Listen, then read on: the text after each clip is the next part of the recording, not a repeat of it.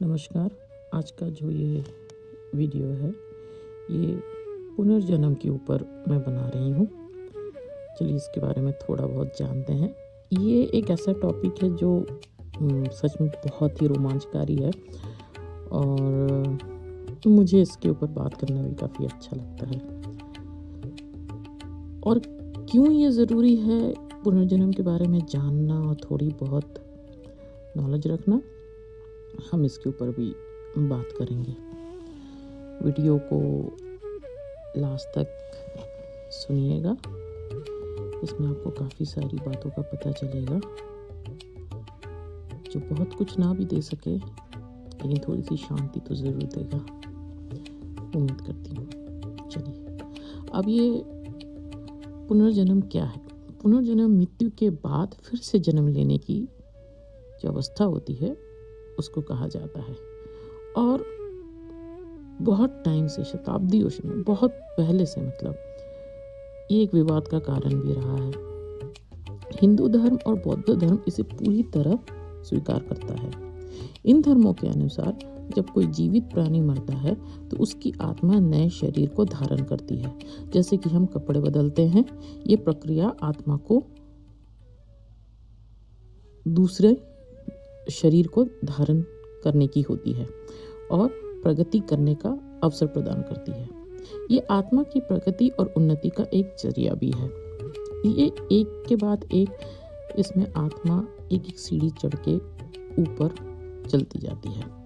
यहाँ तक कि भगवद गीता में भी लिखा है, आत्मा अपने पुराने शरीर को छोड़ती है और नए शरीर को पहनती है, जैसे कि हम पुराने कपड़े उतारकर नए कपड़े पहनते हैं।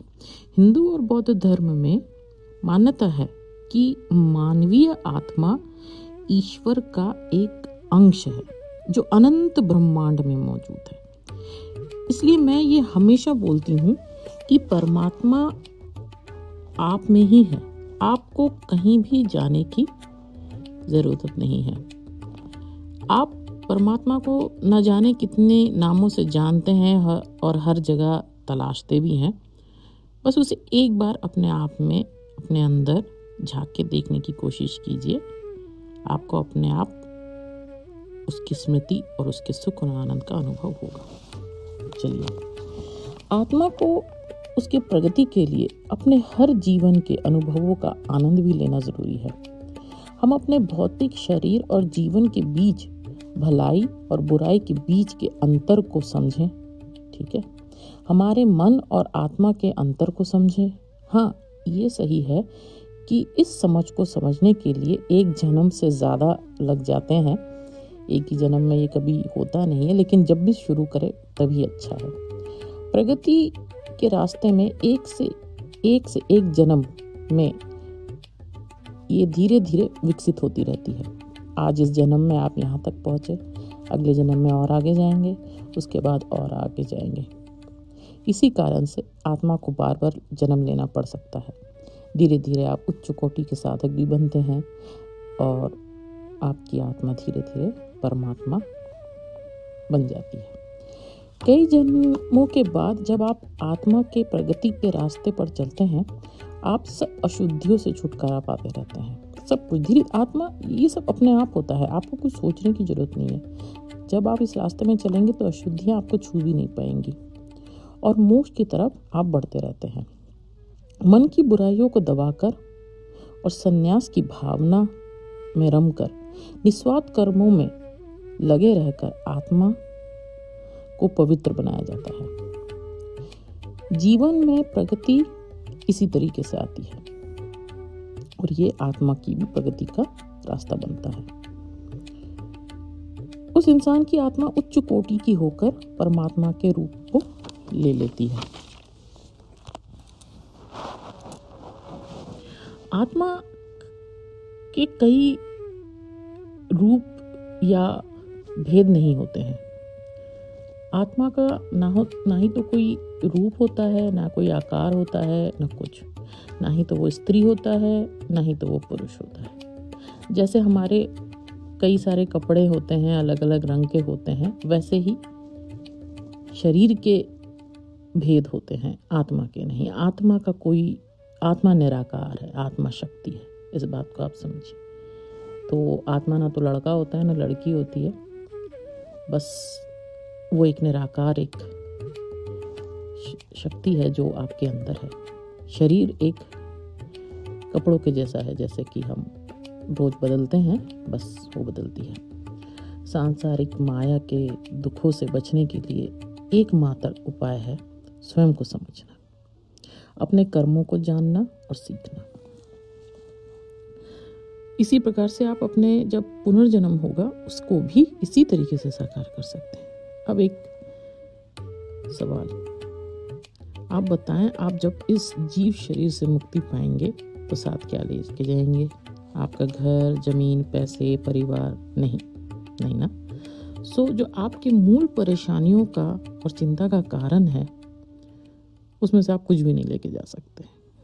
चलिए, अब ये दूसरा सवाल, क्या संन्यास लेना या ब्रह्मचर्य का पालन करना या परिवार को छोड़ के रहना जरूरी है? बिल्कुल भी नहीं। आत्मा की प्रगति के लिए इसकी बिल्कुल भी जरूरत नहीं है। जो आपका नहीं है, जिसे आप साथ नहीं लेके जा सकते हैं, हम उसकी चिंता में पागल हुए पड़े रहते हैं। और जो हमारे साथ जाएगा या जो फिर हमारे सुख और दुख का कारण बनेगा, हम उसके बारे में नहीं सोचते।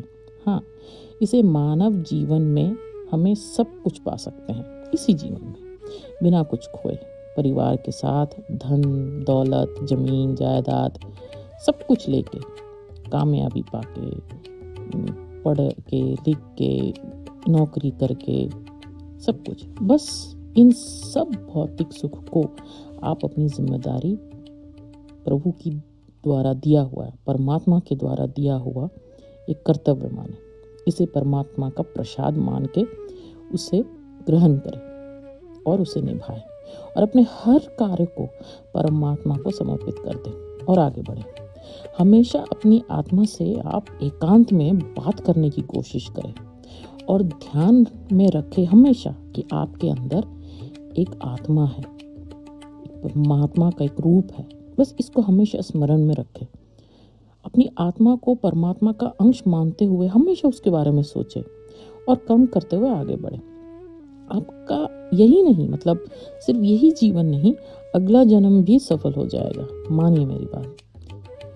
क्योंकि वो जो थोड़ा सा वक्त आप अपने आप को, अपनी आत्मा को दे रहे हैं, उसके चिंतन में लगे हैं, ये अपने आप इस जीवन में आपको सारे सुख भी प्रदान करेगा, चाहे वो भौतिक हो चाहे आत्मिक, और साथ ही साथ आपको ये हर प्रकार की सुख और सफलता भी देगा, हर प्रकार की। ठीक है, मेरी ये आशा है कि आज का ये वीडियो जब आपने ये देखा होगा, सुना होगा, भले ही थोड़ी देर के लिए ही सही, पर आपने अपने, चाहे कुछ क्षण के लिए सही, आपने अपनी आत्मा के बारे में सोचा होगा। बस आपका जो ये इतना सा वक्त, ये कुछ सेकंड ही सही, जो आपने अपनी आत्मा और अपने बारे में सोचा, ये मेरी और आपकी दोनों की कामयाबी है। ये थोड़ा सा वक्त आपको पता नहीं है आपके लिए कितना सुख प्रदान करने वाला है। यही सुख जो आपको मिलेगा, इसमें मेरी उपलब्धि है।